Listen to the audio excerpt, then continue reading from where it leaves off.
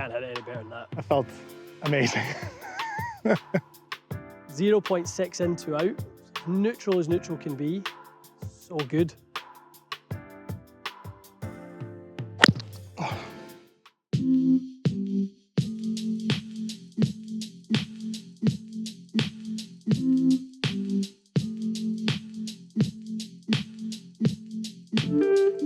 All right, guys, welcome back to the channel.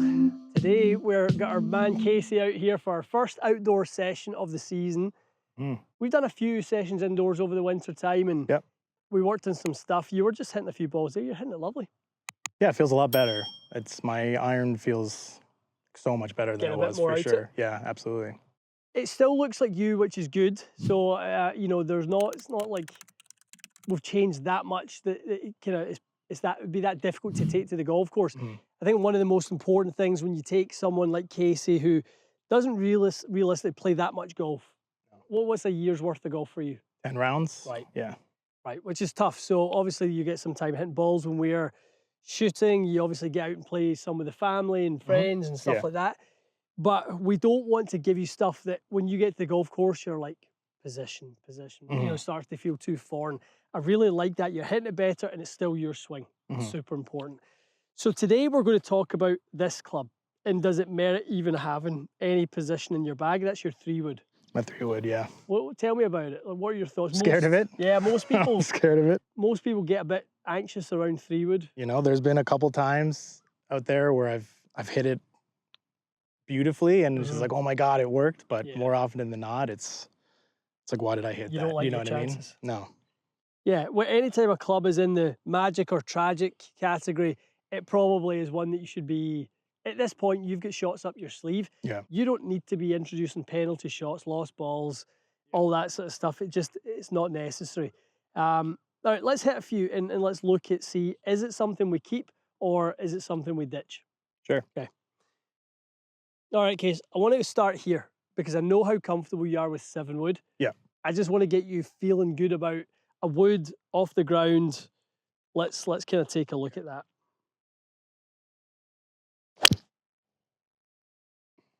Lovely contact. Thank you.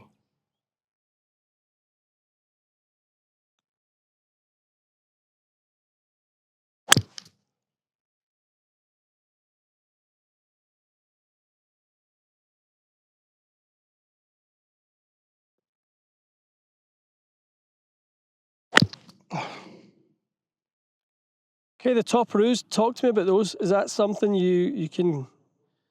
I mean, I can go whole rounds without doing it, and then... let me hit you, see you hit one more. I want to watch something down the line a second. Sure. Maybe an idea, A, you know, why you're topping it, but B, kind of how we can get this to be a bit better. Better, Case. Good. Oh, better. I mean, that carried 221. 100 mile an hour club head speed. I mean, that's went up a lot since obviously we saw where your speed was at in the winter time. That's really improved a lot. And those numbers are great, and they are pretty representative of a 7-wood. I don't think it looks too. Sometimes when we're looking at your 3-wood and you hit your 7-wood like a 5-wood or even like a 3-wood, you de-loft it. We sometimes go, well, that's why you can't hit your 3-wood. Right. Because when we give you more loft, you turn it into a lesser lofted club. Therefore, you just kind of run out of room when it comes to 3-wood of losing loft. It just doesn't become worth it. But no, it's still 98.4 feet, 221 carry. I want to look at your alignment first and foremost. For me, I feel like you're aiming too far to the right. And that's, I'm looking at your path numbers on here. 6.9 to the right, 6.3, 9.5, 8.4. Okay. That's why I wanted to look at you from behind. I don't think you are a way in, two out guy. I think you just aim too far that way. Okay. So let's make that fix. Okay. Let's set ourselves up with a little station here, sort of for success.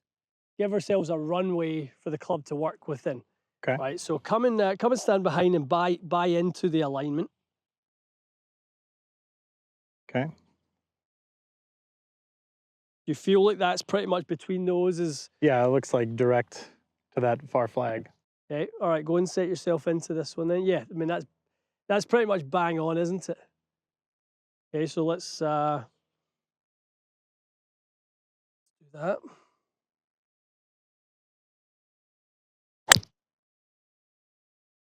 Okay, so your club path has went from probably averaging 8, nearly 9 to 2. Sometimes when you kind of read someone's DNA as a swing, it's not really their swing you're reading, it's their tendencies. Okay. Your alignment is a tendency. That's not representative of your swing. So your swing has to be able to do what it's capable of doing. So let's do that one more time. Right, because for me, what I was seeing, I think when you were aiming too far to the right, the target's left of where your alignment is. I think it was causing you to sort of come over it a little bit. That's what was causing the top. Okay. I don't think you'll top it from correct alignment. Okay. As often. As often. Because I wait to see the next one as a top. Good hedge, good hedge. Okay. Now, you buy yourself a little bit, don't you? Yeah. There, the angle of attack is 0.7. The path is 0.5. You're actually a really neutral golfer. Mm-hmm. And a lot of the time is when, you hit some straight ones, you go, it went straight right. Yeah. Because you've put a good swing on it and you've just aimed yourself in the wrong direction. Right. So it's funny you say that, because like a lot of times I'll be like, I feel like it went off my club on like a 15-degree angle. Struck out the middle of the club, and right. Like, lots to like about it other than where I'm going to be playing the next one from. Yeah, because it's not a slice, like it's like straight, right? Totally. That was good. I mean, for a miss, it still carried 200 yards and done all the right stuff. You just lost a little bit of height, but let's do one more from there. Just get you comfortable, and then we're going to go into that 3-wood.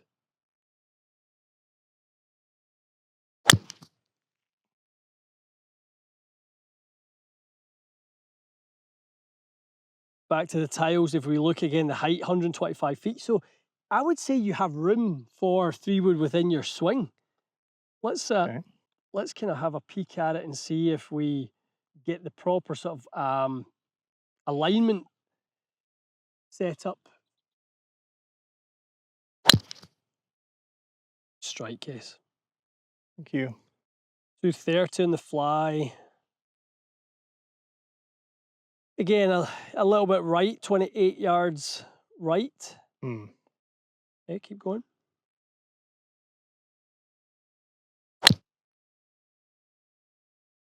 Low, but yeah, bit of a burner.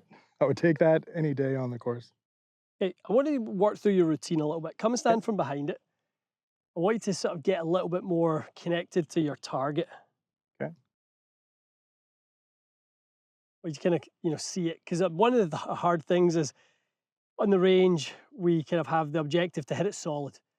We've got a launch monitor, we've got maybe a swing thought, but we have to connect with the end result, right? So I need you so in between shots, come back, reset on the target. I want you to pick out something that's kind of as like through the goalposts here. Okay. Right? So I want you to kind of almost pick out something that's on this line. Yeah. That's got your eye to. Okay. Not bad at all. Really good contact. Still right though. Yeah, a little bit right. You've got such a neutral swing. So there's your angle of attack. 0.0, club path 0.1. So it's a face issue, right? So we just have to figure out the face. Now, if we look at, go take your setup face on. Yeah. So if I was to take your right hand off the club, yeah, I would consider that an exceptionally weak left hand. Okay, so just bring that on around. Yeah, good. Okay. Excellent. Then kind of pinch that gap a little bit. So now you can see a little bit more of the glove. Right. You can see the little logo. Put that right hand on now.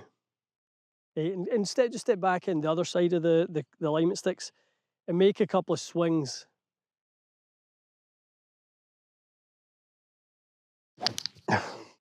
Feel like the club now is going a bit more release. Yeah.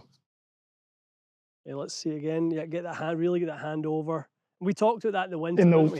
In the irons. Yeah. When you worked on my irons, it was the same thing.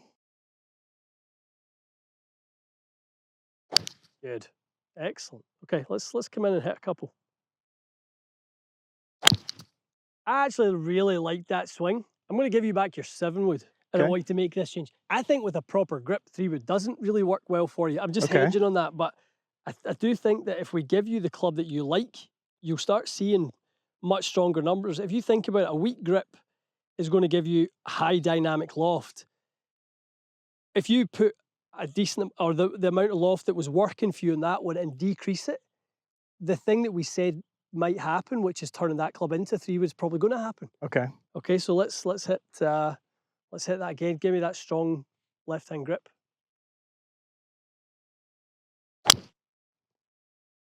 Can't hit it any better than that. That felt amazing.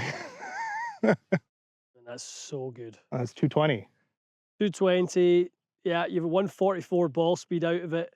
Again, it's like there's the swing that I know that you've got now, which is basically 1 degree on the upswing, which is totally fine. 0.6 in, 2 out. As neutral can be. So good. Okay. And again. Catch lightning in the ball. Not lightning in a bottle if you do it twice. No. And the second one was equally as good as the first one. 224 carry. I mean, those last two are so flush. Felt really good. Yeah, okay. So now you're kind of feeling something that you quite like. Let's go back to 3-wood again. Yeah. I'm still looking at those numbers and going, yeah, there's room to get that. You know, spin is at 4,300, launches at 15. Like, what would you think a player like me, like how far should I be hitting my 3-wood if I'm hitting it properly? If you connect like you did on that one, you'll hit 3-wood 240 in there. Okay. That's how far it will go if you make the same swing again. Right. Strong, give me that strong left hand. No. Yeah, I would absolutely ditch this. Dump it? Yeah. I would, totally would. It's funny too, because we can work through, your swing is effectively the same, 2 degrees up, 1 in, 2 out. It's just, you know, you're not getting, I mean, we could work through improved it. I would probably have you in a 4-wood and a 7-wood as your two main fairway woods, and I'd probably have you in the 9-wood to replace your 5-iron. Yeah. Start your iron at a 6-iron. Yeah. Like, I think, because I know you do so many different things with that little 9-wood. Yeah. But it's obscenely consistent for you as well. But I just think there's the value in having that 3-wood for you is just not there. You know, let's go back to this a second. Get out of here. Get out.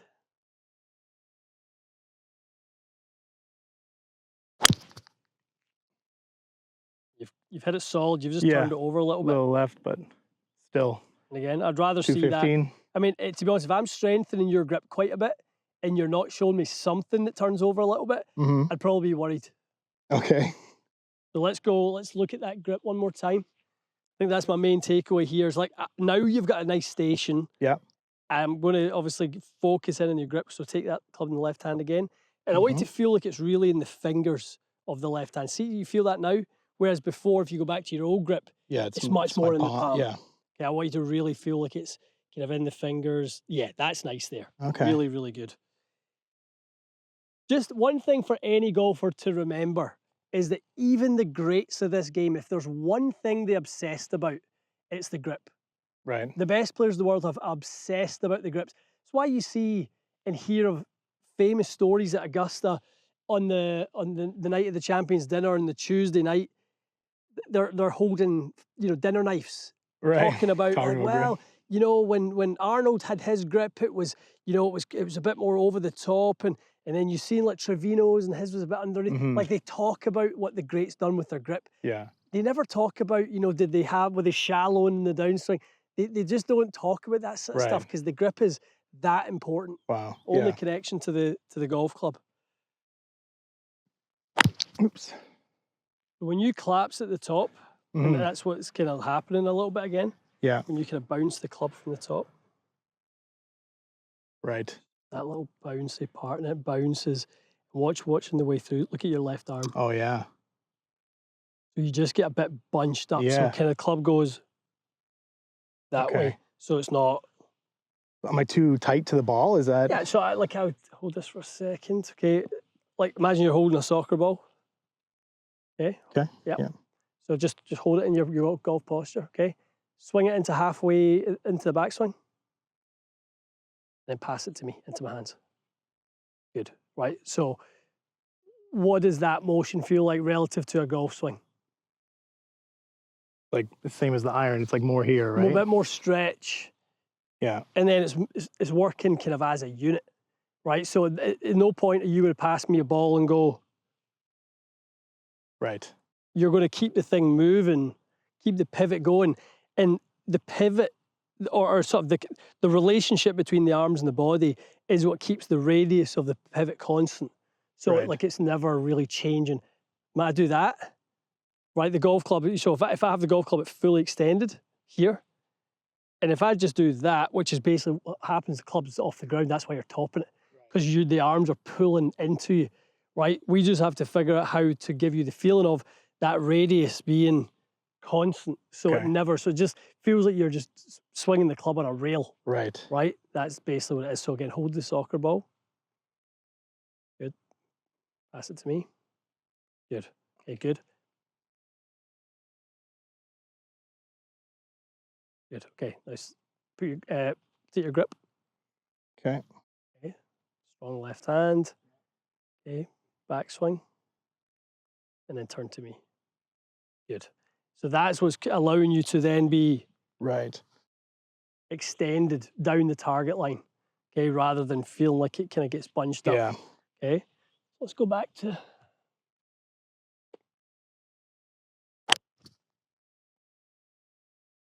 really, really quite nice. Okay, let's 221.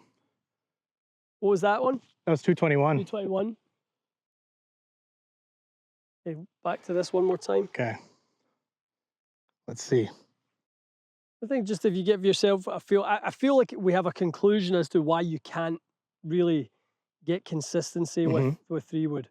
And that's just because the club gets longer, the loft it obviously decreases, and the sort of desire to help the ball in the air goes up. Right. Whereas with a fairway wood, 9-wood, like I've seen how high you hit your 9-wood, it's to the moon.